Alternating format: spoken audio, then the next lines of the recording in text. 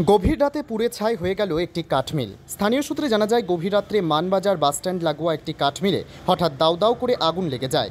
এদিন এই অগ্নিকাণ্ড দেখে স্থানীয় বাসিন্দারা খবর দেয় মানবাজার থানায় ও মহকুমা দমকলে। ঘটনার খবর পেয়ে ঘটনাস্থলে পৌঁছায় দমকলের একটি ইঞ্জিন এবং আগুন নেভানোর কাজ শুরু করে। এদিন এই অগ্নিকাণ্ডের জেরে পুড়ে ছাই হয়ে যায় লক্ষাধিক টাকার চেরাই করা কাঠ। দাবি মিল মালিক কর্তৃপক্ষের। যদিও অগ্নিকাণ্ডের সঠিক কারণ এখনও জানা যায়নি। কারণ জানতে ইতিমধ্যেই তদন্তের দাবি জানিয়েছে মিল কর্তৃপক্ষ।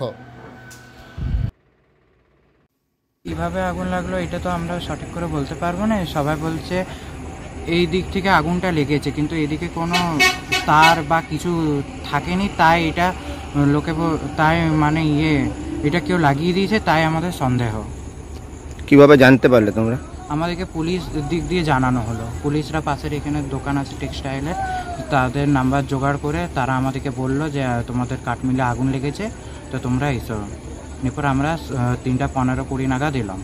আমরা জেনেছি 3টা 15-20 নাগাদে আমরা সঙ্গে সঙ্গেই বেরিয়েছি। এখন আমরা এটাই চাইছি যে এটা যে করেছে তার শাস্তি হোক, আর আমাদের এই ক্ষতিপূরণটা দেখ। তোমার নাম কি?